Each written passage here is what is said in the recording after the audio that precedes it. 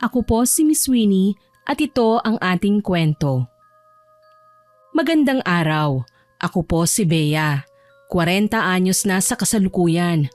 Ang kwentong ibabahagi ko sa inyo ay nangyari noong taon 2008. 23 anyos lang ako ng mga panahong ito.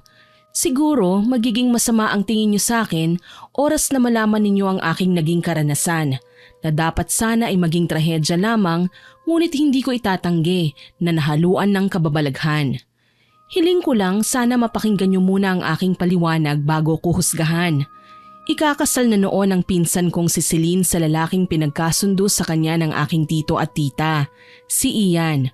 Ang totoo niyan, una kong naging kasintahan si Ian since high school pa, kaya sobrang nawasak ang puso ko nang matanggap ang balita. Ang mga magulang ni Celine maging ni Ian ay magkasosyo sa negosyo. Umaasa silang mapapalago ito kapag nagkatuluyan ang kanilang mga anak. Ang problema, buntis na ako at si Ian ang ama. Ian, ano na? Nasabi mo na ba sa kanila? Hindi pwedeng matuloy ang kasal niyo ng aking pinsan. Alam mo naman na magkakaanak na tayo. Anong gusto mong gawin ko? Ipagtapat kina mama at papa ang totoo nang atakein sa puso ang nanay ko? Alam mo naman na sakitin siya eh. So ganun na lang yon. Parang pinaglaruan mo lang ako. Paano ang anak natin? Susustentuhan ko siya. Kahit kasal na kami ni Celine, hindi kita pababayaan. Akong bahala sa inyo ng anak natin. Gago ka ba? Ako ang kasintahan mo, Ian. Huwag mong sabihing magiging kabit ako. Hindi ako papayag. Kapag hindi ka naghanap ng paraan, guguluhin ko ang kasal ninyo. Kapag may mangyaring masama sa mga magulang ko, ikaw ang mananagot, Bea. Kahit nanay ka pa ng magiging anak ko, talagang ikaw ang babagsakan ko ng sisi. Sanay naman ako eh. Palagi mo na lang akong pinag-iisipan ng masama. Ikaw, ano bang tingin mo sa sarili mo? Wala kang paninindigan. Ni hindi mo man lang ako pinakilala sa mga magulang mo. Sinabi ko naman sa'yo, bago pa nila magawang ipagkasundo ka, sinabi mo na sana na may kasintahan ka at buntis pa. Hindi na sana aabot sa ganito. Kung naging magkasintahan man tayo since high school, ibahin mo si Celine. Ipinagkasundo na siya sa akin simula pa nung pagkabata. Alam mo naman na may pinagdadaanan siya. Lecheng arrangement yan. Kapag hindi mo sinabi sa kanila ang totoo, magpapakamatay ako.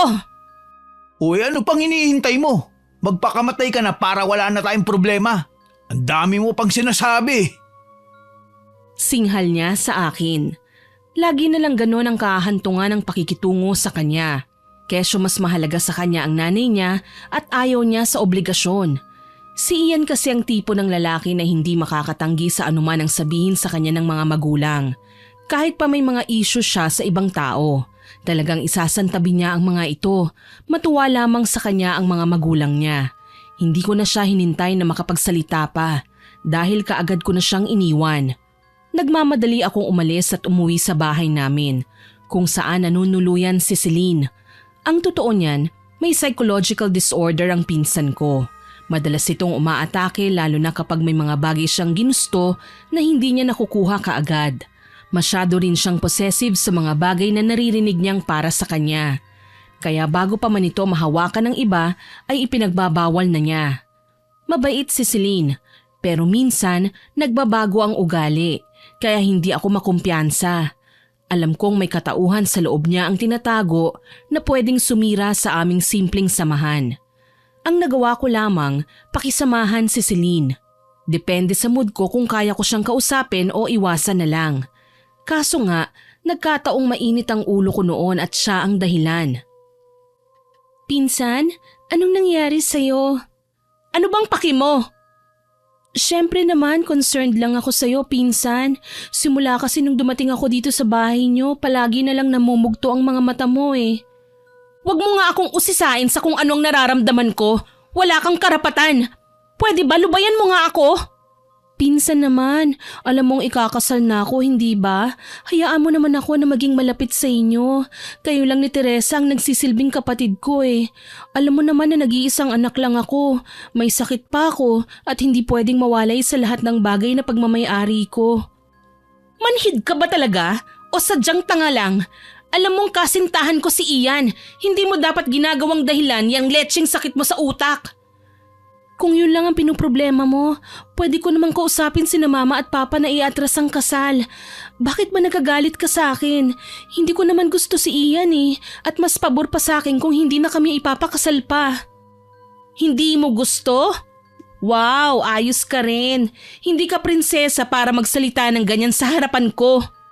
Ano bang pinuputok ng butsi mo? Sinabi ko na nga, hindi ba? Ikaw na nga itong tinutulungan, ikaw pa ang galit. Napatda ako sa kanyang sinabi. Kung makapagsalita sa akin tungkol sa pagkakansela ng kasal si Celine, tila ba napakadali sa kanya at walang kahirap-hirap. Naanimoy laruan lang para sa kanya ang binata. Sa bagay, ganito yata talaga ang pakikitungo ng mga taong may saltik sa pag-iisip. Samantalang si Ian, animo nahihirapan siyang sabihin sa mga magulang ang tungkol sa akin. Ano ba talaga? Bakit ang gulo ng mga dahilan niya? Tinalikuran ko si Celine at nagmamadaling umakyat sa aking kwarto. Hindi ko na napigilang mapahikbi, sabay siksik ng aking sarili sa ulunan ng kama. Kapag nahalata na ang aking tiyan, hindi ko na alam kung ano pa ang ipapaliwanag ko sa aking mga magulang. Siguradong sasaktan ako ni Papa at ipapahiya sa aking mga kaibigan. Tuloy, kinuha ko ang cellphone at tinawagan si Ian. Ano na naman ba ang kailangan mo, Bea? Hindi ba't nag-usap na tayo? Parang awa mo na, Ian. Sabihin mo na sa kanila ang tungkol sa atin. Hindi ko na kayang manatiling ganito. Alin ba sa pinag-usapan natin kanina ang hindi mo naintindihan, Bea? Utang na lubog mo na akong pahirapan pa. Bakit hindi mo magawang tanggihan ng mga magulang mo? Bakit si Celine? Kay daling sinabi niya sa akin na kayang-kaya naman niyang ipatigil ang kasal anumang oras man niyang naisin. Ano ba talaga, Ian? Sabihin mo nga sa akin ang totoo. Oo na, paprangkahin na kita. Mahal ko si Celine. Siya ang gusto kong maging asawa at hindi ikaw. Kaya sana, tigilan mo ng pagtawag sa akin at malapit na kami ikasal. Saka ipalaglag mo na yung nasa sinapupunan mo. Kung kailangan mo ng aborsyonista, ako mismo maghahanap para sa'yo. Napakahayop mo! Hindi ka tao!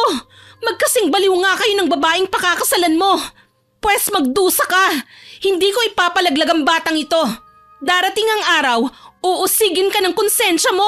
Hayop ka! Kahit anong klase pang pananakot yang gawin mo sa akin, pasensya na, hindi yan uubra. Tila bombang sumabog sa aking pandinig ang kanyang sinabi. Unti-unting lumaylay ang aking balikat at napaduos-dos ako sa sahig. Pakiramdam ko, saglit akong tinakasan ng bait. Iiyak tapos tatawa. Maya-maya, hihikbi na naman at pagkadakay ngingisi na parang ewan. Tumayo ako at kaagad din namang natulala. Tila tinakasan ng kaluluwa nang makitang nakatayo sa may pinto si Celine at maluhaluhang nakatingin sa akin. Buntis ka? At si Ian ang ama? Ngayon alam mo na, naiintindihan mo na kung bakit halos isumpa kita? Sorry, hindi ko alam. Ngayong buntis ka pala, pwede nating sabihin kina mama at papa para naman mapanagutan ka ni Ian. Sa tingin mo ba ganun lang kadali yon? Hindi, Celine. Mas lalo mo lang akong ipapahamak. Kapag pinangunahan mo si Ian, ako ang sasaktan ng mga magulang ko. Hayaan mong siya mismo ang magsabi ng totoo. Kapag hindi ko sinabi ang nalalaman ko, ipapakasal pa rin nila ako. Naiintindihan mo ba yun? Kung may kailangan kang gawin para sa ikabubuti mo, ako rin meron. Ano ba ang gagawin mo? Kakausapin ko ang mga magulang ko. Nataranta ako nang lumabas siya ng kwarto. Alam kong hindi nagbibiro si Celine at maghahanap siya ng paraan para ipaalam sa kanyang mga magulang ang kanyang nalalaman. May telepono naman at isang tawag lang niya sa mga ito, susugod kaagad ang kanyang mama at papa sa aming bahay kahit nasa kalagitnaan ito ng pag-aasikaso ng kanilang restaurant na pinagsososyohan nila ng mga magulang ni Ian. Kaagad ko siyang sinundan. Naghablutan kami sa may bintana, lalo na at walang tao sa bahay. Wala kaming mga kasambahay dahil kahit kaya naming kumuha ay hindi kami sinanay ng aming mga magulang sa marangyang pamumuhay. Bago pa man siya makatakbo sa telepono, walang habas ko na siyang itinulak sa hagdan. Alam kong mali ang nagawa ko, pero nabigla ako. Sa kagustuhang kailangan munang si Ian ang maunang magtapat nun sa mga magulang niya. Hindi ako nakagalaw nang makita siyang paulit-ulit na gumugulong sa bawat baitang hanggang sa mabagok ang ulo niya sa sahig.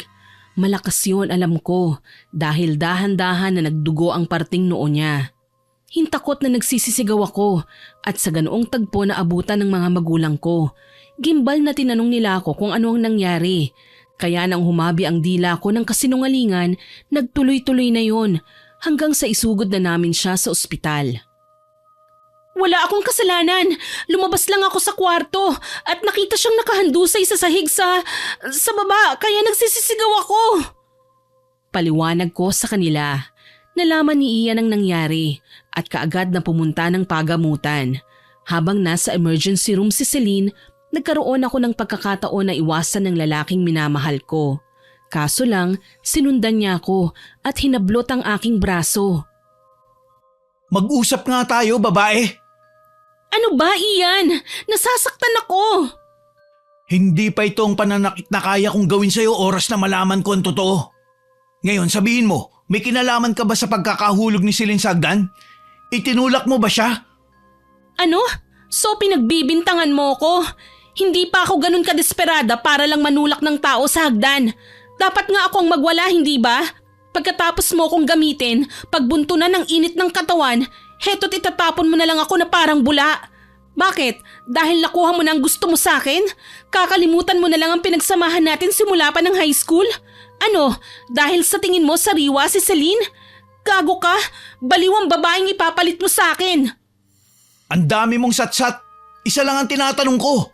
Tinulak mo ba si Celine? Hindi. Wala akong ginagawa na ikasasama niya. Kaya pwede ba lubayan mo na ako? Oras na may mangyaring masama kay Celine at nakapagsumbong siya sa akin, mananagot ka, Bea. Ako mismo ang papatay sa'yo. E di subukan mo. Sa akala mo ba natatakot ako sa'yo? Wala kang paninindigan. Hayop ka! Nagmamadali ko siyang tinalikuran sabay pasok sa banyo. Doon ako umiyak ng umiyak. Gusto kong manlumo sa aking ginawa. Nagkawatak-watak na ang komposisyon ko sa sarili. Nanulak ako ng tao sa hagdan at nagsinungaling pa sa aking mga magulang. Tuloy maging kina tito at tita ay hindi ko magawang makatingin ng maayos. Nakukonsensya ako. Kaya naman kaagad akong umalis ng ospital at umuwi sa bahay. Saktong kadarating lang ni Ate Teresa kaya umiiyak akong yumakap sa kanya. Bea, umuwi kaagad ako nang malaman ko ang nangyari kay Celine. Nadisgrasya daw si pinsan. Ate, wala po akong kasalanan. Tulungan mo ko, ate. Teka lang, Bea, ha? Naguguluhan ako. Ano bang nangyari? Si Ian po kasi, pinagtatabuyan na niya ako dahil gusto niyang maikasal kay Celine. Ano? Akala ko ba sasabihin na niya sa mga magulang niya ang tungkol sa inyo? Nalaman ni Celine ang sitwasyon ko, ate. Gusto niyang makialam. Gusto niyang siya magsabi sa mga magulang niya na buntis ako. Alam ko naman na kapag nangyari yun, iisipin nila tita na nilandi ko ang lalaking pakakasalan ng anak nila. Hindi nila alam na ako ang unang nobya. Pero tumanggi si Ian na gawin ang napagkasunduan namin. Napakawalang ya naman talaga ng Ian na yan. Akala ko ba mahal ka niya? Yun din nga ang sinabi niya sa akin eh. Pero nang makita niya si Celine, ate nakalimutan na niya na magiging tatay na siya. Hindi ba may kondisyon si Celine? Baka naman yun lang ang dahilan. Literal naman loloko sila, ate. Ipapabarang ko si Celine. Bigyan mo siya ng napakapangit na mukha nang sa gayon hindi na siya magustuhan ni Ian. Pero Bea, hindi ba nasa peligro ngayon ang buhay ni Celine? Hindi ka ba naaawa sa kanya? Wala naman siyang kinalaman sa panloloko sa iyo ni Ian. Alam mo, ang dapat nating pahirapan ay si Ian. Anong wala, ate? Siya nga ang punot dulo eh. Paano pa ako nito magiging okay? Kapag nalaman nila mama at papa ang nangyari sa akin, ipapatapon nila ako sa probinsya? Hindi mangyayari yan. Pagtatakpan kita. Pero alam mo, hindi sa tinataboy kita. Pero tingin ko nga ay kailangan mong makauwi na muna sa probinsya. Nang sa gayon maitago mo ang iyong pagbubuntis. Tsaka na natin sila gulatin kapag handa ka na.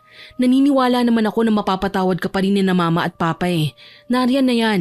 Kailangan na lang tanggapin mo ang nangyari sa'yo. Dala ng labis na bigat na aking nararamdaman, napahagulgul ako. Naaawa naman akong pinagmasdan ni ate na alam kong siya man ay nahihirapan sa aking sitwasyon. Madalas niya akong paalalahanan noon na huwag ibibigay ang lahat-lahat kay Ian dahil baka dumating ang panahon ako rin ang magdusa dahil aabusuhin lang niya ako. Hindi ako nakinig dahil akala ko iba si Ian. Pero mali pala ako, wala siyang kasing sama. Si Celine, paano kapag nagsumbong siya ate? Hindi ko naman sinasadya ang nangyari. Nag-away lang kami. Kakausapin ko sina mama at papa. Pupunta ka ba ngayon sa ospital? Oo, kailangan kong magtungo ngayon. Ikaw, kailangan mong sumama. Huwag kang matakot. Kaya nating ipahiya si Celine kahit ano pang klaseng pagsusumbong ang gawin niya. Pangako mo yan ate ha? Hindi mo ako pababayaan? Mas mahalaga ka kesa sa ibang tao, kaya makakaasa kang hindi kita pababayaan. Nagpunta nga kami ulit sa ospital. Nalaman namin na dinala sa ICU si Celine dahil grabe ang pagkakabagok ng ulo niya sa semento. Ayon sa nagsagawa ng CT scan sa kanya, nakitaan ng blood clot sa utak ng dalaga at kailangan maoperahan sa lalong madaling panahon. Kaya inanunsyo ng kanyang mga magulang na kanselado na ang kasal nila ni Ian. Ikinatuwa ko ang impormasyong yon at nagsimulang magparamdam kay Ian. Kaso lang, hindi na talaga naging maayos ang pakikitungo niya sa akin. Literal na naglaho ang lahat ng magandang pinagsamahan namin. Parang awa mo na, Ian. Ako na lang. Magkakaanak na tayo hindi ba? Hayaan mo na akong maging asawa mo. Huwag kang ambisyosa, Bea. Hindi ang kagaya mong babae ang nais kong maging asawa. Pwede ba iwasan mo na ako? Tapusin na natin ang lahat ng namamagitan sa atin, okay? Hindi na kita kayang pakisamahan. Gago ka pala Bakit mo ako binuntis, ha? Ano, kalokohan lang ang lahat ng ginawa natin? Kasalanan mo yan. Hindi ka nag-iingat. Ilang beses na kita sinabihan na gumamit ng proteksyon, hindi ba? Bobo ka pala Ako ba ang lalaki? Kung ikaw kaya ang nag-iingat, napakaraming pwedeng gawin ng lalaki para wag akong mabuntis. Pero inuna mo pa ang sarili mo. Ako, hindi ako nagsisisi sa pagkakabuntis ko. Lalo na't umaasa kasi ako na pakakasalan mo ko. Tapos ngayon, ganito pa ang ginawa mo sa akin? Talagang itatapon mo lang ng bastang pinagsamahan natin? Ang dami mo pang dahilan. Katangahan mo lang naman ang rason kung bakit ka napunta sa sitwasyong yan. Ipalaglag mo na yan Kailangan wala na ang bata kapag ikinakasal na kami ni Celine. Hindi ka magiging masaya sa gagawin mo. Baka nakakalimutan mo, sa ginawa mo sa akin, walang karmang maganda para sa'yo, Ian. Ingat lang sa sobrang pananakit sa akin at baka sa susunod, ikaw naman ang makalasap ng sakit. Huwag mo akong tinatakot. Ang sabihin mo lang, naiinis ka dahil naiinggit ka sa pinsan mo. Napaiyak ako ng todo sa kanyang sinabi. Hindi ko alam kung ano ang gagawin ko ng mga sandaling yon. Lantaran na talaga. Wala na akong halaga para sa kanya. Lalong hindi na niya ako mahal. Tuloy, galit na nilayasan ko siya at umuwi sa bahay. Gumawa ako ng sulat para sa aking mga magulang. Humihingi ako ng paumanhin sa pamamagitan ng pagsasabi ko sa kanila sa tunay kong sitwasyon. Ipinagtapat ko sa aking mga magulang na nagdadalang tao ako. Wala na akong pakialam kung ano pa ang magiging reaksyon ni Ian. Damay-damay na kami. Kesa naman ako lang mag-isa ang magdusa. Ang mahalaga, maisahan ko siya. Nagmadali ako sa pag-iempake ng aking mga gamit at umalis. Sinabi ko na lang sa mga kasama ko sa bahay na sa probinsya ako pupunta. Mainam na ito kesa mapuno ako ng panghuhusga sa sarili kong pamilya. Hindi ko na kaya. Nalaman ni ate ang aking ginawa at hindi na ako nagtaka pa nang sumunod siya sa akin makalipas ang 2 linggo. Sobra akong nag-alala nang umalis ka, kaya kita sinundan ngayon. Hindi mo naman ako kailangan sundan ate, ayos lang naman ako dito. Napagtanto kong tama rin naman ang sinabi mo, kesa sa hintayin ko pa ang pagtaboy sa akin nila mama at papa. Nagalit sina mama at papa, oo. Pero nang nalaman nilang nauna ka nang pumunta rito, hindi na sila nagkomento pa. Alam mo naman sila, hindi ba? Kapakanan lang natin ang iniisip nila. Kaso lang nagdrama si Ian nang kumprontahin siya ng ating mga magulang. Sinabi niya na ibang lalaki raw ang nakabuntis sa'yo. Anong akala niya? Nasa telenovela kami? Ate, hindi ako tanga para hayaan lang siya na gawin yun. Alam ko at naaawa ako sa'yo. Mukhang hindi na natin kailangan patagalin ng bagay na ito. Kapag hinayaan natin si Ian, talagang gagawa siya ng paraan para matakasan ang obligasyon niya. Hindi mo ko dapat kaawaan, ate. Alam mo kung anong dapat nating gawin? I-dispatch siya si Celine. Siyang dahilan kung bakit nasira ang ulo ni Ian. Pasensya na sa pagsira ko sa pantasya mo, Bea.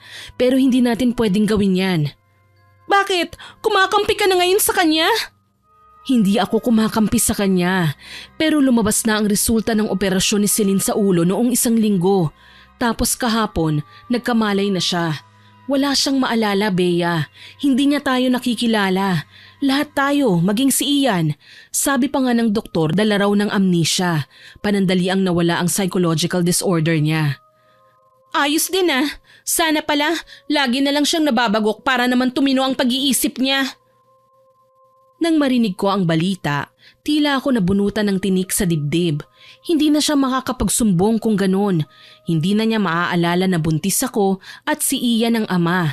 Tila ba nasolusyonan kagad ang problema ko kaya halos maiyak ako sa tuwa. Mabuti na lang, maitatago ko pa ang pagbubuntis ko. Oo, maitatago mo pa, pero hindi sa mga magulang natin. At galit na galit sila. Ngayon pati sina tita at papa nag-aaway na. Gusto ni mama ipakasal ka kay Ian o itakwil ka na. Ayaw namang pumayag ni na tita. Kailangan daw si Ian ngayon ni Celine. Hindi na ako magtataka kung bakit masama ang ugali ni Celine, ate. Nagmana sa mga magulang niya. Ano pang ibang sinabi ni mama? Pinauuwi ba nila ako? Hindi. Sobrang nagtampo sina mama at papa sa'yo. Pero pupunta sina tita dahil balak nilang pagbakasyonin din si Celine dito sa bahay. Kaya nga ako nagpunta rito para alalayan ka. Mamaya apihin ka ng tsuhin at tsahin natin. Bakit pa sila dito pupunta? Alam mo naman na ayaw kong makita si Celine. Wala tayong magagawa. Ancestral house ito ng ating pamilya at lahat tayo may karapatan sa bahay na ito. Iwasan mo na lang siya kung sakali. Malaki naman ang bahay at kung mag-iiwasan kayo, siguradong hindi kayo magkikita. Hindi ko maipapangako yan, ate. Nanggagalaiti ako, lalo na kapag naaalala ko ang babaeng yun. Siya ang naging dahilan kung bakit nagbago ang pagtingin sa akin ni Ian. Bunso, ikalma mo ang sarili mo. Hindi natin pwedeng kalabanin ng taong hindi naman tayo naaalala eh. Ano bang klaseng pagsubok na naman ito? Ang bigat, ate. Hayaan mo na, bunso. Balang araw, gugulong din ang kapalaran. Siguro tuwang-tuwa sila ngayon, pero bukas siguradong hindi na. Ipagdarasal ko din na maranasan kagad nila ang karma sa lalong madaling panahon. Sisiguraduhin kong iiyak ang babaeng yan kapag nanatili rito. Ano naman ang gagawin mo? Basta ate, manood ka na lang. 3 araw pagkatapos ng naging pag-uusap namin ay dumating sina tito at tita, kasama si Celine. May benda pa sa kanyang ulo ang pinsan ko pero mukhang hindi naman malala ang kanyang kalagayan.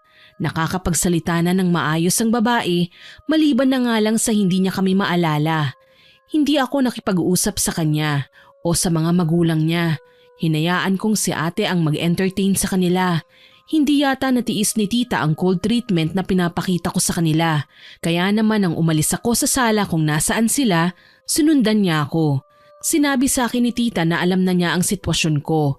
Pero kahit magkaanak pa kami ni Ian ng 2 o 3, hindi nila isusuko ang binata sa akin. Kailangan daw siya ngayon ni Celine. Isa pa, nang magising ang babae mula sa operasyon, ipinakilala na raw nila si Ian bilang kasintahan niya. Nagalit ako, pero hindi man lang nagpatinag si tita. Hindi na raw magbabago ang desisyon niya. Mas mahalaga pa rin daw ang kalusugan ng aking pinsan. Nang umalis silang mag-asawa, galit akong nagwala sa loob ng aking kwarto. Pinagbabato ko ang lahat ng bagay na madampot ko hanggang sa dumating si ate at kaagad akong pinigilan. Ano bang nangyayari sa iyo, bunso? Bakit ka nagwawala? Galit ako sa kanila, ate. Kasumpa-sumpa sila. Shh! Naririnig ka ni Celine. Huwag kang maingay. Wala akong pakialam. Mas mabuti nga umalis na ang babaeng yan dito. Siya lang naman ang dahilan ng pagkakagulo ng buhay ko eh. Bea, Pasensya na kung ganyan ang nararamdaman mo para sa akin ha. Hindi ko lang kasi maalala ang lahat ng nangyari sa pagitan natin. Kung bakit tayo nagkatampuhan. Basta palagi mong tatandaan, mahal kita pinsan. Ang plastic mo rin ano? Akala mo ba lalambot ako sa mga paganyan mo? Celine, pakiusap, lumabas ka na nga muna. Kakausapin ko lang si Bea. Walang nagawa si Celine kundi ang lumabas nga ng aking kwarto. Hindi ko maiwasang mairita sa bawat galaw niya. Inosenteng-inosente kasi, na akala ko sobrang bait, pero may tinatago palang kulo. Nasabi ko yon dahil kahit nagka-amnesia siya, ay si Ian pa rin ang tinitiyak niyang hindi malalayo sa kanya. Hindi ako kumbinsido na talagang hindi siya nakakaalala. Tila ginagawa niya lang ang bagay na ito para kutsain ako. Hindi ko gusto ang ginawa mong pagwawala kanina. Akala ko ba kakampi ka sa akin, ate? Totoo yun, pero may mga bagay kasi tayong dapat na isaalang-alang bago kumilos kagaya ng nangyayari sa iyo ngayon. Alam mo, Bea, pwede mo kasing kumbinsihin si Celine na kalimutan na si Ian. Ganun lang kadali, pero may mas maganda akong advice sa'yo. Ano yun, ate? Kalimutan mo na muna ang pagkontra sa kanya ngayon. Bigyan natin siya ng pagkakataon na maalala ang lahat. Bago man lang tayo humusga. Malay natin magbago siya at sabihin niyang nagkamali lang siya sa mga sinabi niya. Napag-usapan na natin ito, hindi ba ate? Ipapabarang ko sa iyo ang babaeng yan. Lumalapit ako sa iyo dahil ikaw lang naman ang may kakayahan na gawin yan. Ikaw ang pinamanahan ni Lola ng kapangyarihan. Hindi ganun kadali yun. Alam mo yan. Oras na isagawa ko ang barang, asahan mo na may pagkakataon na titilapon ang ibinigay nating karamdaman sa kanya. Lilipat ito sa atin. Kung ano ang gagawin natin kay Celine, 10 beses itong magbibigay ng parusa sa atin. Siguro kay Ian pwede kong gawin at oras na makahanap ako ng pagkakataon, ibibigay ko ang parusa para sa lalaking yun. Sa ngayon, huwag ka na munang gumawa ng hakbang na ikai-stress mo at ng baby.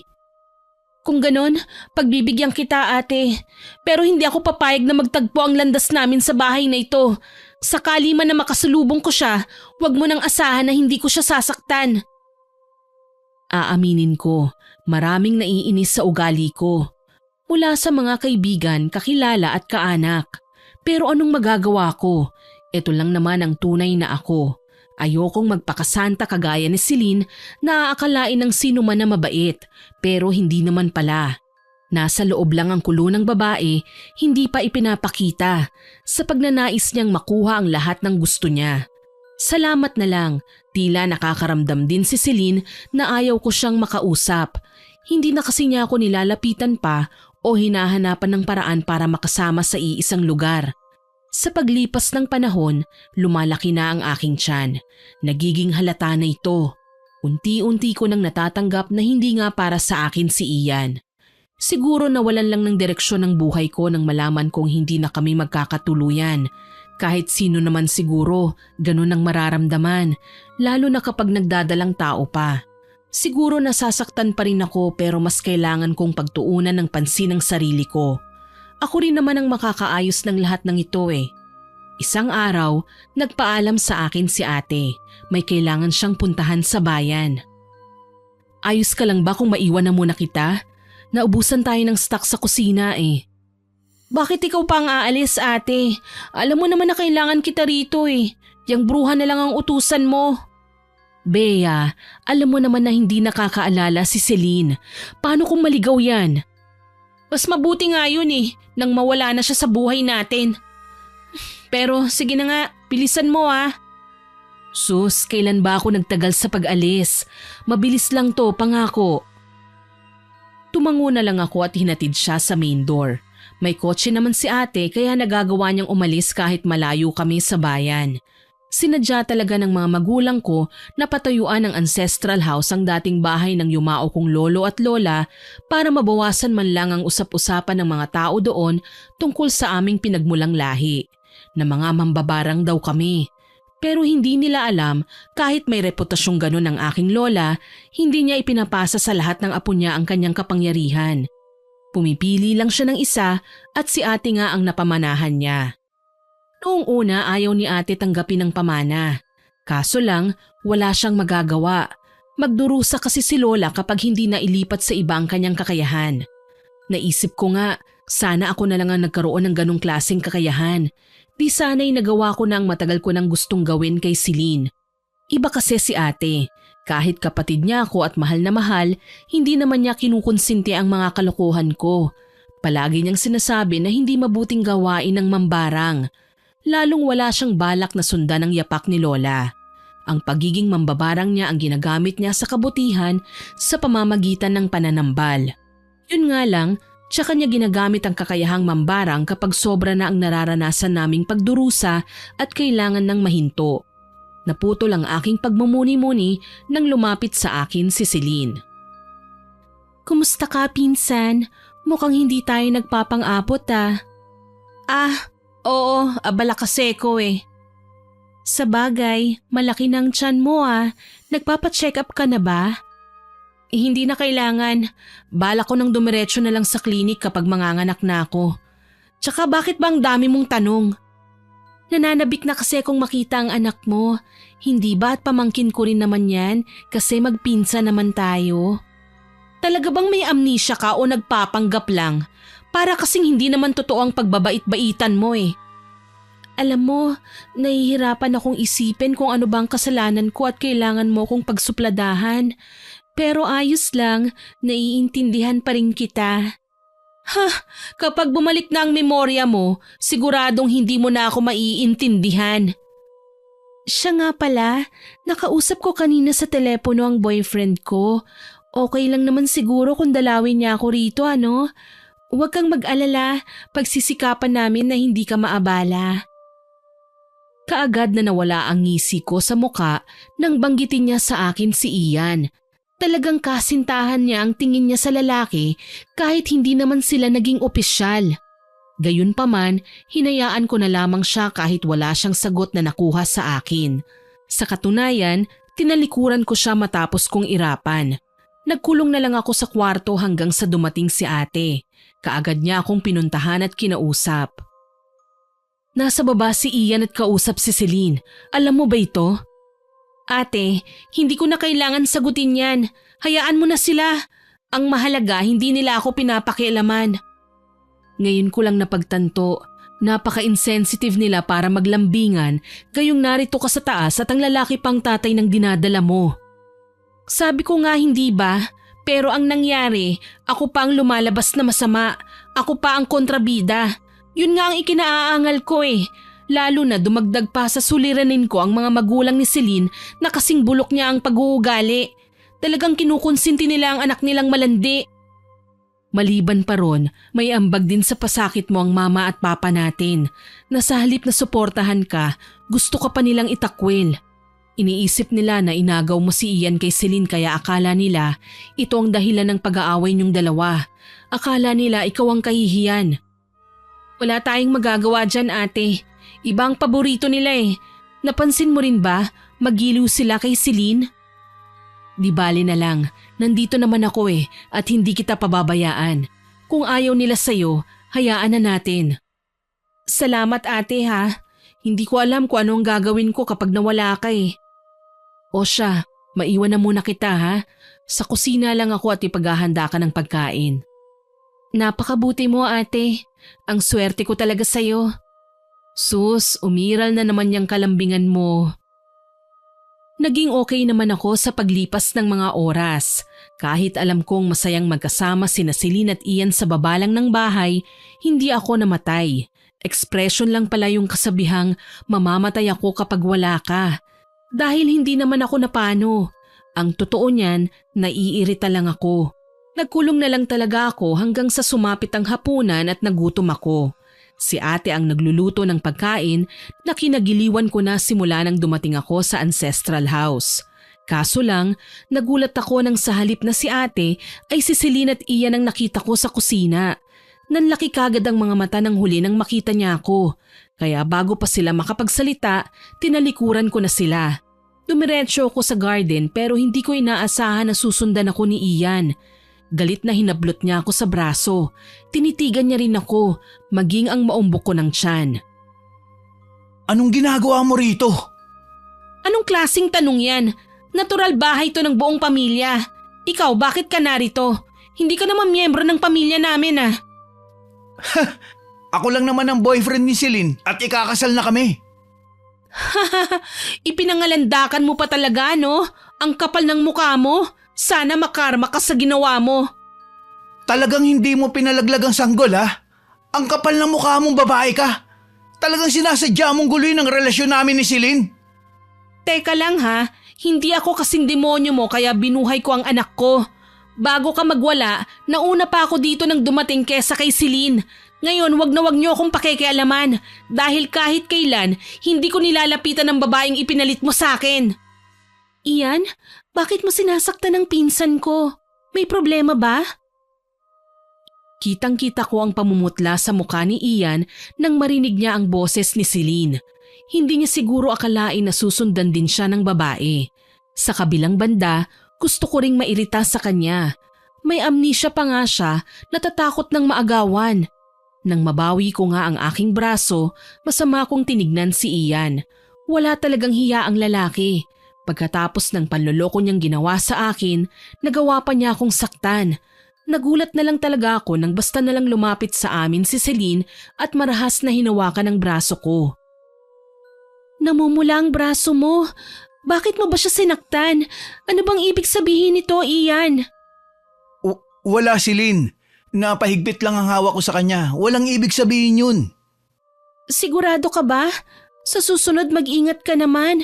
Buntis ang pinsan ko at masela ng balat niya. Sige, hindi na mauulit. Humingi ka ng paumanhin kay Bea. Pasensya na, Bea. Bea, nasa study room kasi si ate, may kausap sa telepono. Gusto mo bang sumabay na lang muna sa amin na maghapunan? Hindi na kailangan, babalik na lang muna ako sa kwarto ko. Sige, kapag may kailangan ka magsabi ka lang ha. Kahit may amnesia ako, wala namang problema sa katawan ko. Magagawa kitang tulungan sa kahit na anong kailangan mo. Gustuhin mang umikot ng aking mga mata, pinigilan ko ang aking sarili. Mukha talaga siyang concerned na concerned. Tuloy mas lalo akong nairita, mas lalong nagiging masama. Sa halip na magpasalamat sa kanya, umalis ako at iniwan siya. Muli nagkulong ako sa aking kwarto. Mahigit 1 oras ako doon nang kumatok naman si ate habang tinatawag ako.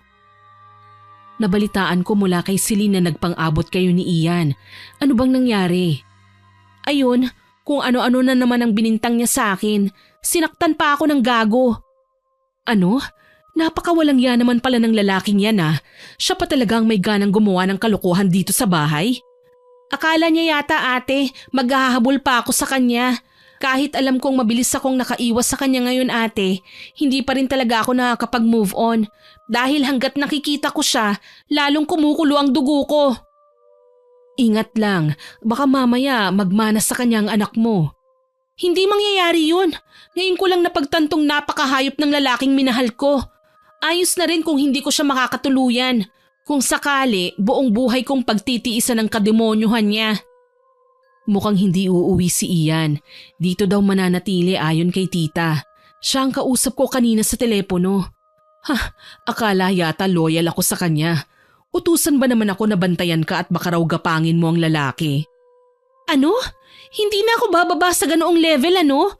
Mas mabuti pang maging dalagang ina ako, titiisin ko ang mapanghusgang tingin sa akin ng mga tao at ang pagtatakwil ni na mama at papa sa akin kesa sa makipag-agawan ako sa kanya kay Celine. Alam mong hindi ko yun deserve ate. Masakit man pero tatanggapin ko ang parusa ng pagiging marupok ko. Balang araw, alam ko naman na darating din ang mabuting kapalaran sa akin at makakatuwang ko ang sanggol na nasa sinapupunan ko. Tama ka, kaya papano, para maiwasan mo sila, dito ka na lang ha? Dito na lang talaga ako ate, pangako. Nararamdaman kong nakahinga ng maluwag si ate sa aking sinabi.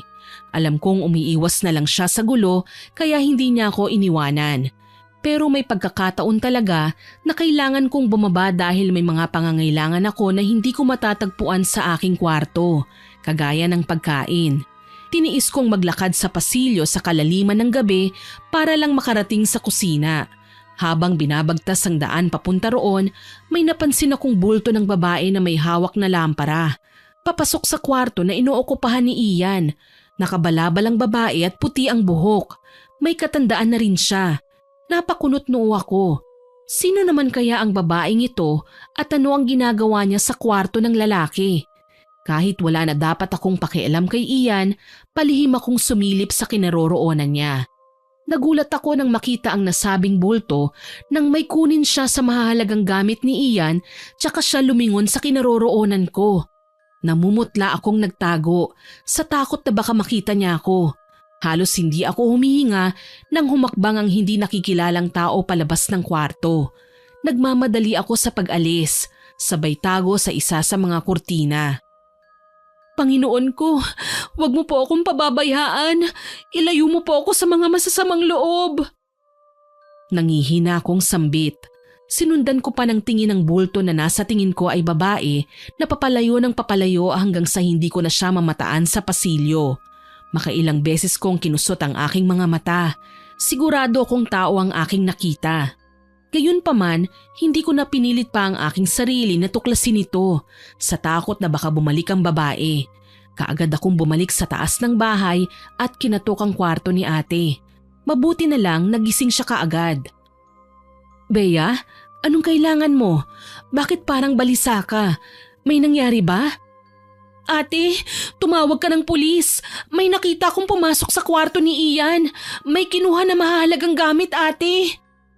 Ano? Sigurado ka ba? Ate, hindi ako nagsisinungaling. Nakita ko talaga yung tao sa baba. Nagtago pa nga ako sa kurtina nang dumaan siya sa harapan ko eh. Teka lang, tatawag ako ng pulis. Tumayo si ate at kinuha ang kanyang cellphone. Nagmamadali siyang tumawag at maya-maya lang may kausap na siya. Ilang sandali lang, dumating na ang mga pulis na pinatawag niya. Pinacheck namin ang paligid ng bahay maging sa lahat ng sulok.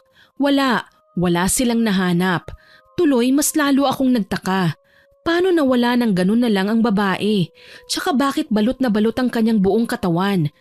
Nagising sa nalikha naming ingay sina Ian at Celine na nanggaling pa sa kanyang kwarto. Nagtataka sa naroong pulis. Anong nangyayari? Pinasok tayo ng magnanakaw. Mukhang tama ang hinala nyo. Nawawala ang wallet ko. Ano? Paanong mawawala ikaw lang naman ang nasa kwarto mo? Nagsasabi ko ng totoo.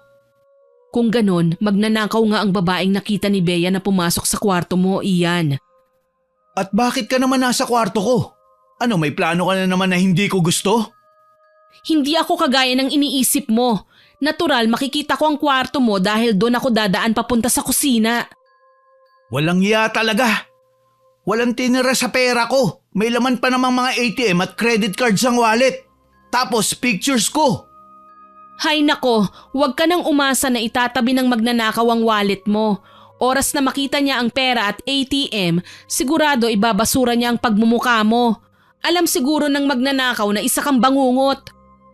Talagang pinapainit mo ang ulo ko, no? Wag mong susubukan na saktan ng kapatid ko, Ian. Malilintikan ka sa akin. Baka naman gusto mong ikaw pang ipahuli ko. Tama na, babe. Pasalamat ka na lang kay Bea na nireport niya sa pulis ang nangyari. Kung nagkataon, baka nga ikaw pang manakaw. Napaikot ko kagad ang aking mga mata sa narinig. Pasimpleng landian pa ang dalawa na labis kong ikinainis. Hindi na lamang ako sumagot at inis na iniwan sila sa sala kasama ang mga pulis. Kinaumagahan, dito na nagsimula ang mga kakatuwang nangyayari kay Ian. Sa banyo pa lang, nagsisigaw na ang lalaki. Nang daluhan siya ni Celine, basta na lang tumingin ulit sa sahig si Ian. Ano bang nangyayari sa'yo, babe? Ang daming palaka sa banyo kanina. Palaka? Paano magkakaroon ng palaka rito? Kalilinis lang ng kasambahay ah. Totoo ang sinasabi ko. Bakit naman ako magsisinungaling? Alam ko kung ano ang nakita ko. Alam mo, puyat lang yan. Ang mabuti pa maligo ka na. Baka kasi nananaginip ka pa eh. Bakit ba kasi ayaw mong maniwala? Halos malunod ako sa dami ng palaka na nasa banyo. Biglang natawa si ate nang marinig ang sinabi ni Ian. Napakunot noo tuloy ako. Pero nang tatanungin ko na siya ay basta na lang tumalikod sa akin si ate at nagtungo sa kanyang kwarto. Hindi napapalagay na sinundan ko siya at pumasok din sa kanyang silid. Nauna akong naupo sa kama habang nakatingin sa kanya. Ate, may kinalaman ka ba sa nangyayari kay Ian? Ano? Seryoso ka ba? Nagtatanong ako ate, alam ko kung ano ang kakayahan mo. Aba, hindi porket marunong ako nun, ako na kagad ang may gawa ha? Hindi ko pa nakukuha ang go signal mo para gawin ang mga bagay na yon. Kung hindi ikaw, sino? Abay malay ko. Dati ayaw ko siyang masaktan, pero ngayon hindi ko alam kung bakit natutuwa ako habang nakikita ang sindak sa kanyang muka. Malamang sinaktan ka niya eh. Masaya ka na nakikita siyang nagdurusa. Alam mo, bilib nga ako sa'yo eh, kasi nagagawa mong maging normal kahit kaharap mo pa siya. Kung ako yan, aba, ayoko na siyang makita. Ate, hindi masaya ang maghigante nang hindi nakikita ang muka ng taong nais nating pagdusahin.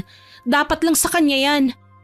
Huwag kang mag-alala, wala pa naman akong ginagawang masama sa kanya eh. Ang sa akin lang, oras na makita ko siyang sinasaktan ka, doon siya humanda. Talagang hindi ko siya sasantuhin. Pagkatapos ng naging pag-uusap naming yon ni ate, naging magaan na kahit papaano ang aking kalooban. Alam kong nagdurusa na ang lalaking walang ibang ginawa kundi ang saktan lang ang puso ko. Nagpalipas din ng 1 linggo ang binata bago bumalik ng Maynila. Sa telepono ko na lang napapansin sina Celine at Ian na nag-uusap. Kabuanan ko na nang mapansin kong nanumbalik na ang mga dating kinahiligan ni Celine. Nag-iiba na rin ang pakikitungo niya sa akin. Hanggang sa isang araw, kinumpronta na niya ako. Bea, paano mo nagawang umakto na inosente? Parang wala kang ginawang masama sa akin ah. At ano naman ang ginawa ko sa'yo? Huwag kang magkunwari na wala kang alam. Itinulak mo ako sa hagdanan. Oo, aaminin ko. Nagawa ko yun dahil na rin sa kapangahasan mo. Wala kang karapatan na pakialaman lahat ng nangyayari sa buhay ko. Alam ko naman eh, bumabalik na ang memorya mo. Nagpapanggap ka lang na walang maalala dahil gusto mo rin si Ian. Pwes sayong-sayo na siya. Magsama kayo sa impyerno. Akala mo ba masaya ako na nandito ka? Bait-baitan ng peg pero hayop pala? Pareho lang tayo, Bea. Ang totoo nga niyan, mas masama ka kaysa sa akin eh. Wala kang karapatang husgahan ako. Nasaktan lang ako. Nasaktan? Talaga ba? Anong kaguluhan ito? Sabay kaming napalingon ni Celine sa kadarating ko lang na kapatid. Nilapag niya sa sahig ang mga pinamili at nilipat-lipat ang kanyang tingin sa aming dalawa. Anong ibig sabihin nito? Bakit kayo nagtatalo? Pasensya na ate ha. Naalala ko lang kasi bigla na nagkaroon nga pala ng pagtatalo sa pagitan namin ni Bea. Nung nalaman kong buntis siya, tinulak niya ako sa hagdanan na naging dahilan ng pagkaka-ospital ko. O tapos, galit ka na sa puntong yon? Sige, pagbibigyan kita. Pero isipin mo naman ang ginawa mo. Kung sa'yo nangyari ang nangyari sa kapatid ko, hindi ka ba magwawala? Hindi ka ba mawawala ng direksyon sa buhay? Kailan lang ba nang dumating ka sa buhay ni Ian? Ngayon lang, ginulo mo ang buhay nila. Sinira mo nang dahil lang sa personal niyong hangarin. Paano naman ang kapatid ko? Ano, kahit nabuntis siya, itatapon niyo pa rin ang katotohanan na may pananagutan na si Ian sa kanya? Ayaw nga ni Ian sa kanya eh. Bakit niyo ba pinagpipilitan ng mga sarili niyo? Talagang gaga ka din ano? Dala ng labis kong galit, kaagad kong sinampal si Celine. Napasigaw siya, lalo na't alam kong ramdam ng buong pagkatao niya ang lakas nun. Sinubukan niyang gumanti, pero humarang sa gitna namin si ate. Kung balak mong saktan ang kapatid ko, huwag mo nang subukan. Tama ka, hindi rin naman ako ang personal na mananakit sa kanya eh. Anong ibig mong sabihin? Ang mga taong kagaya ni Bea ay dapat lang na binibigyan ng leksyon. Una si Ian, ngayon ikaw naman ang makakatikim ng lagim na ginagawad ko. Ano? Hayaan mo na ang babaeng yan ate, nababaliw na siya, bumabalik na ang sakit niya sa utak. Hinila ko si ate sabay talikod sa kanya. Humakbang na kami papunta sa kwarto nang marinig naming nagsalita ng hindi ko maintindihan na lengguwahe si Celine. Magpapatuloy na sana ako sa paglalakad kaso lang napapakunot ang noo na huminto si ate sabay lingon kay Celine. Teka lang, orasyon yan ah. Orasyon para saan ate? Para sa pambabarang. Maya-maya lang, nag-alala si ate nang mamilipit ako sa labis na sakit ng aking tiyan. Ah! Ang sakit ng tiyan ko, ate! Bakit? Anong nangyari? Parang pinipiga ang tiyan ko sa sobrang sakit. Teka, dadalhin kita sa ospital. Ate, huwag mo akong iiwan dito kasamang bruhang babaeng yan. Halika na, ihahanda ko ng sasakyan. Iniwan namin si Selena kay laki ng ngisi. Tuloy kahit masakit ang aking tiyan at nahihirapan akong gumalaw ay nagawa ko pa ring makasakay sa kotse. Hinihimas ko ang naghihilab kong tiyan. Huminga ka ng malalim Kaya mo yan. Makakarating tayo sa ospital ng mas maaga. Ate, mukhang sumabog na ang panubigan ko. Kumapit ka lang, Bea. Hindi naman ako papayag na mapahamak kayo ng anak mo. Ang sakit na ng tiyan ko, ate. Pati ang dibdib ko, kumikirot. Maya-maya pa, nagulat ako nang makaramdam ng pagsusuka. Tuyong-tuyo ang aking lalamunan. Nandidiri at tila ba may nakaharang sa lalamunan ko na ang sarap isuka. Hindi na ako nag-aksaya ng panahon. Sinuka ko na kagad ang bagay na yon. Nahinto sa paggalaw si ate nang sabay kaming napayuko sa kung ano man ang inilabas ng bibig ko. Mga dayami, kaya pala ani mo tinutusok ang dibdib ko sa sakit. Ilang sandali pa, nakita kong bumaba si ate ng kotse. May kinuha siya sa kanyang kwarto tsaka nagmamadaling pinasuot sa akin yon. Isang pulseras. Nagtiis din ako ng halos 3 oras mula sa biyahe. Pagdating sa klinik at tsaka ako nanganak. Naging matagumpay at maayos naman ang pagsilang ko sa sanggol na pinangalanan kong Blake. 4 na araw ang nakalipas, pwede na akong umuwi sa bahay. Inihahatid ako ni ate sa aking kwarto kasama ang sanggol. Namataan namin si Celine na nakasilip lang sa pinto ng kanyang kwarto. Hindi ko alam kung anong nasa isip niya. Kakaiba siya kumilos ng mga sandaling yun. At habang lumilipas ang oras, nagiging mas weirdo na siya sa paningin ko. Ate, may napapansin ka ba kay Celine? Oo, simula nang maganap ang kumprontahan sa pagitan yung dalawa, naging ganyan na siya. Madalas tulala, madalas wala sa sarili. Napapansin ko rin na palagi siyang may kausap na matandang babae sa bakuran kapag akala niya wala ako rito sa bahay. Matanda? May puti bang buhok at nakabalabal? Oo, siya nga yun. Hindi na ako magtataka kung paano nakapasok dito ang matandang yun, ate. Baka wala siya ni Celine. Anong sabi mo?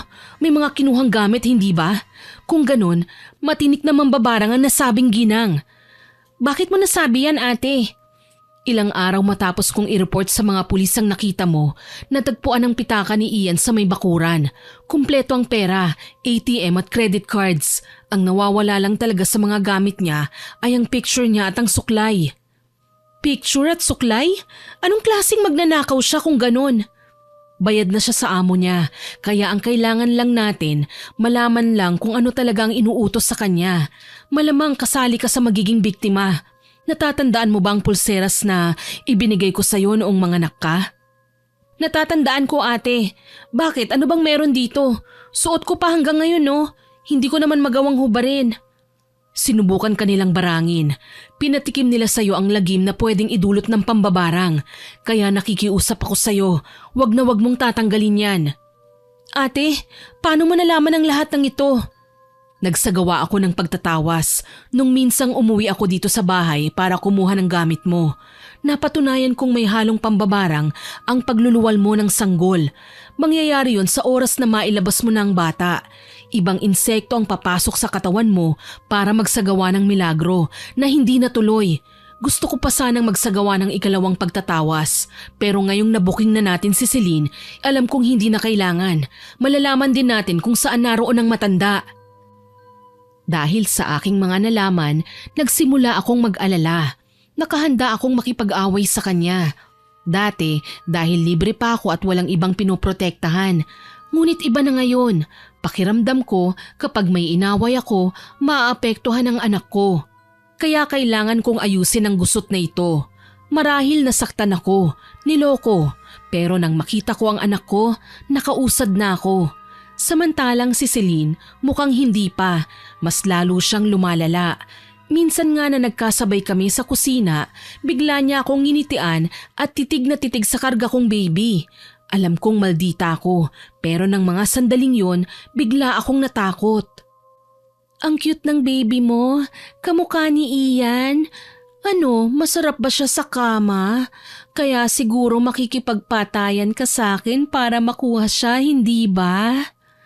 Naluloka ka na, Celine. Wala na akong pakialam sa inyo.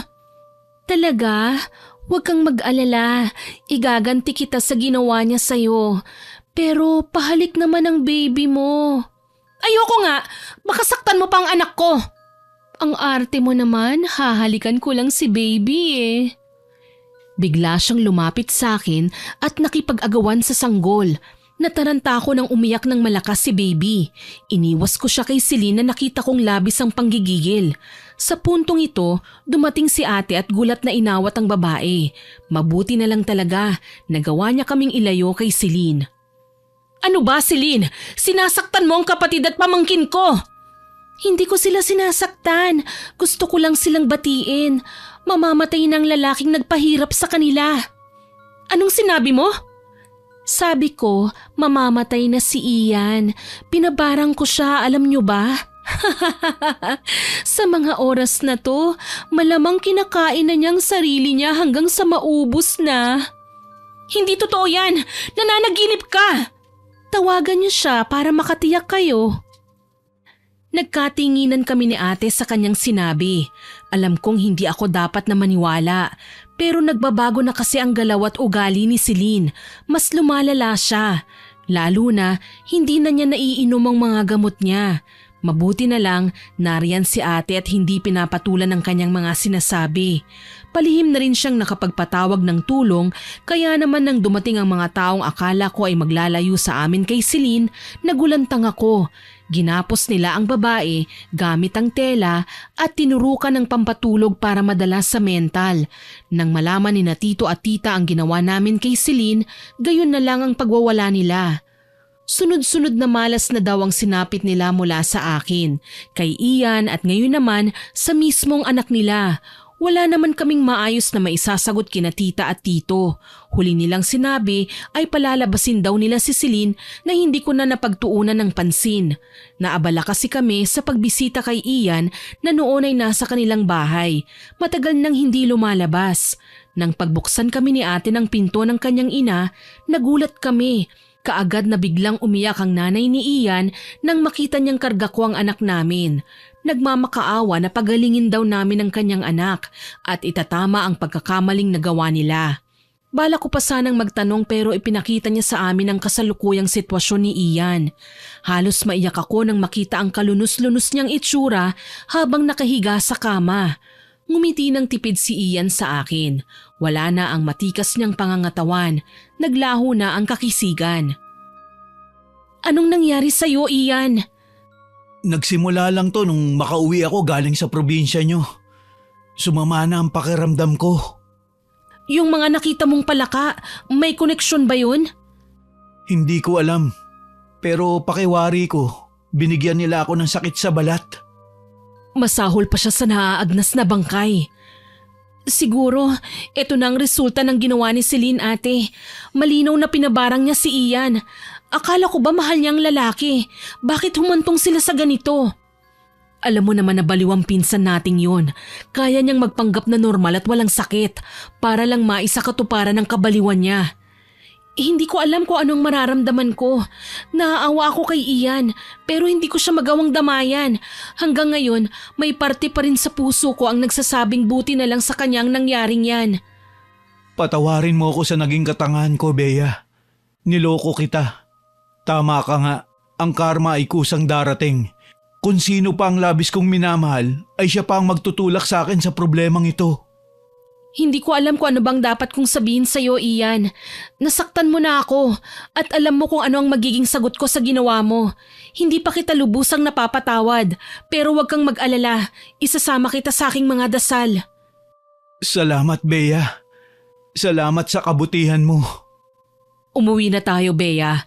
Baka ma-stress pa yung baby mo dahil may sakit ang papa niya. Anak ko lang ito, ate. Simula nang sabihin sa akin ni Ian na kailangang ipalaglag ang sanggol na dinadala ko, hindi ko na inisip na parte siya ng pagkatao ng anak ko. Naiintindihan kita. Kung ako man ang mapunta sa lugar mo, ganyan din ang mararamdaman ko. Sayang lang kasi kung kailan siya nagkasakit, tsaka pa siya naging mapagkumbaba. Dapat sana, noong nagkaatraso siya sa'yo, ginawa na niya yan. Patawarin niyo ako. Nakahanda akong tanggapin ano man ang masasakit na salitang sabihin at ibato niyo sa akin. Kasalanan ko naman ang lahat eh. Kasalanan ko kung bakit ako naging ganito. Kailangan na naming umalis. Dumalaw lang talaga kami. Pasensya na ha. Hindi kami ang susi para mawala ang karamdaman mo sa balat. Si Celine lang ang makakasagot niyan. Hindi na nakapagsalita pa si Ian pagkatapos ng aking sinabi. Alam kong nagsisisi na siya, pero yun ang ginusto niya. Hindi ko na magawang bumalik pa sa taong alam ko kung hanggang saan lang ang kaya niyang ibigay sa akin. Muli, bumiyahe kami pauwi sa ancestral house. Sa pagkakaalam ko, nagtatampo pa rin sa akin sina mama at papa, kaya hindi ko pa magawang magpakita sa kanila. Salamat na lang naiintindihan ako ni ate. Siya ang umaalalay sa akin at tumutulong sa lahat na bagay na nahihirapan ako. Pagdating namin sa ancestral house, nagulat ako nang makita ang matandang babaeng palaging kausap ni Celine noong hindi pa naipapadala sa mental hospital ang babae. Mga iha, kanina pa kasi ko kumakatok pero wala namang sumasagot. Ako nga pala si Aling Sylvia. Itatanong ko lang kung nasa loob ba si Celine. Ikaw? Ikaw ang mambabarang na palagi niyang kausap. Aba iha, mag-ingat ka sa mga paratang mo. Hindi mo alam kung ano ang kaya kong gawin. Hindi kita pinaparatangan. Sinasabi ko lang kung sino kang talaga. Nakakatuwa kayo. Porkit mayayaman matataas na kayong magsalita. Wala man lang po at opo. Sino ka ba para igalang namin? Hindi ko nakakalimutan ang ginawa mo sa kapatid ko. Tinaon mo talaga na manganganak siya. Oo nga Nakapanganak na ang babaeng kaaway ni Celine. Kita mo, lumabas din ang katotohanan. Ikaw ang mambabarang na nilapitan ng baliw kong pinsan. Kumalma ka, iha. Ginawa ko lang yon dahil malaki ang bayad sa akin. Ngayon, narito ko para maningil. Hintakot akong napatakbo sa gate nang lumingon sa akin si Aling Sylvia. Ewan ko ba, nakangisi siya pero natatakot ako sa kanya. Parang anumang oras ay pwede siyang magbago ng anyo sa tindi ng panlalaki niya ng mga mata. Alerto naman si ate at inalalayan ako. Pumasok ka na sa loob ng bahay, Bea. Sindihan mo ang kandila na nasa kwarto. Tapos wag mong hahayaang mamatay. Bilisan mo. Ano? Papapasukin mo ako sa loob? Paano ka? Hindi kita pwedeng iwan dito kasama ang baliw na yan. Makinig ka na lang, please. Hindi siya baliw. Lalong hindi perang kailangan niya. Ang isang mambabarang, nagiging malakas yan kapag nakakain ng puso ng bagong silang na sanggol. Ang anak mo ang kailangan niya, Bea. Ang anak mo ang ipinambayad ni Celine. Hindi ako papayag. Kung ganon, makinig ka sa akin. Pumasok ka na roon at gawin ang inuutos ko. Hanggat may liwanag ang kandila, hindi niya tayo masasaktan. May gagawin lang ako para maibalik sa kanya ang barang na nakatakda niyang ibigay sa'yo. Kinakabahan man, sinunod ko si ate. Wala akong mapagpilian lalo na at hindi ko naman pwedeng iwanan ng anak ko. Magkasama kaming pumasok sa kwarto ni ate. Inilalapag ko siya sa kama at nanginginig ang mga kamay na sinindihan ko ang puting kandila. Inilalapag ito sa sahig at binalingan ng aking anak. Kaso lang, muntik na akong atakihin sa puso nang makitang karga ni Celine ang sanggol habang may hawak siyang kutsilyo. Pinsan, akala mo ba na-dispatcha mo na ako? Celine, wag ang anak ko! Pakiusap, maawa ka! Maawa? Paano pa dapat maramdaman ng awa? Celine, alam kong may mga bagay tayong hindi na pagkasunduan. Pero pakiusap, wag ang anak ko. Wag ang bata. Wala naman siyang kasalanan eh. Tama ka, wala siyang kasalanan. Pero ako, anong kasalanan ko? Bakit mo ko tinulak sa hagdan? Hindi mo ba alam? Ipinaghiganti kita. Lumapit ako sa mambabarang para kitla ng buhay ang manloloko na yan. Hindi ako nagka-amnesia, Bea. Ang kunwari ay pagkalimot ko sa inyo, parte na yun ang plano ko. Ang pagkagusto ko kay Ian, pagpapanggap ko lang yun. Hindi ako kailanman magkakagusto sa mga manggagamit. Anong ibig mong sabihin? Ginawa ko lang yun para mapapunta dito sa ancestral house si Ian. Ang sabi kasi ng mambabarang na kinontrata ko, mas magiging masakit ang karamdaman na pagdurusahan ni Ian kung siya mismo ang dadampot ng mga mahahalagang gamit na may koneksyon sa binata. Iibig sabihin, niloko mo kami? Nagsinungaling ka? Gusto ko lang naman na maging malapit sa inyo eh. Ikaw kasi inaway mo ako. Alam mo naman na wala akong malapit na kaibigan. Gusto kitang maging kaibigan, Bea. Kaso lang, ayaw mo yata sa akin eh. Nagsimula nang pumatak ang mga luha ko dahil sa labis na takot. Hindi ko alam kung paano kukunin ang anak ko mula sa pinsan ko. Miserable na si Celine. Wala na talaga siya sa katinuan. Nagsisimula ng mag-iba ang pananalita niya. Bakit ba siya pinalaya ng mga magulang niya? Pakiwari ko, para na rin akong mababaliw. Hanggang sa namataan ko ang isang manikang sanggol na laruan namin dati ni ate. Nilapitan ko ito at maingat na kinarga. Naging desperada na ako sa aking naisip. Celine, gusto mo laro tayo? Sige na, gusto mong makipagkaibigan sa akin, hindi ba? Kagaya ng inaasahan, nagliwanag ang mukha ni Celine. Patalon siyang lumapit sa akin habang panay naman ang dasal ko na sana huwag siyang mapatid dahil umiiyak ng sanggol sa kanyang bisig. Ang ingay naman ng sanggol na to. Ihagis ko na kaya ito. Shh! Tahimik! Ang ingay-ingay mo! Pinsan, huwag mong ihahagis ang sanggol mo. Gusto mo palit tayo? Pangako, maglalaro tayo. Gagawin ko ang lahat, maging masaya ka lang. Teka, hindi pa tayo bate ah. Hindi ka pa nagsusorry sa pagtulak mo sa akin. Sorry na. Patawarin mo ko, Celine. Hindi ko sinasadya na maitulak ka. Pakiusap, magpalit na tayo. Sige na nga, palit na tayo. Ayoko na ng manikang to eh. Mabigat at maingay. Sabi niya na ang tinutukoy niya ay ang sanggol. Mabilis ngunit maingat kong kinuha sa bisig niya si Blake at inabot naman sa kanya ang laruang manika. Nang tanggapin niya ito, mahigpit na yakap ang iginawad ko sa sanggol. Muntik na siyang mapahamak. Nang mga sandaling yon, hindi na ako nag-isip pa. Kaagad akong tumakbo palabas. Galit na galit naman kaming hinabol ni Celine. Madaya ka, Bea! Layuan mo kami! Huwag mo kaming lalapitan! Akala mo ba hindi kita maaabutan? Ninakaw mo ang laruan ko! Sigaw niya at dumungaw sa ibaba kong nasaan ako. Yun nga lang, hindi ko inaasahan ang gagawin niyang hakbang. Maingat pero mabilis akong nakababa. Samantalang si Celine, tumalon mula sa ikalawang palapag pababa para lang maabutan ako. Ngunit hindi yun nangyari. Bumagsak siya sa marmol na sahig. Dilat ang mga mata, duguan at kaagad na binawian ng buhay. Halos mabaliw din ako sa aking nakita at walang mapagpipilian kundi ang magtatakbo palabas ng bahay. Naabutan ko sina ate at aling Sylvia na pareho pa ring umuusal ng mga ritual hanggang sa madaig nga ni ate ang mambabarang. Bumagsak ang ginang na nagdurugo ang bibig hanggang sa tuluyan na siyang nawalan ng malay. Nangihina naman akong niyakap ni ate, tila ba nagpapasalamat na makitang ligtas na ako. Salamat, walang nangyari sa inyo. Akala ko may umaatake na sa'yo kanina. Narinig ko kasi ang sigaw mo kanina eh.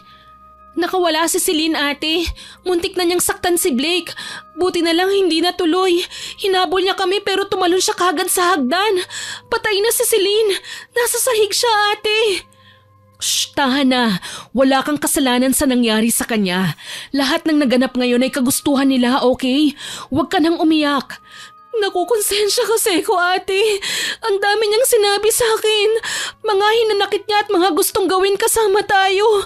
Hindi ko man lang siya binigyan ng pagkakataon na mapalapit sa akin. Tinulak ko siya palayo.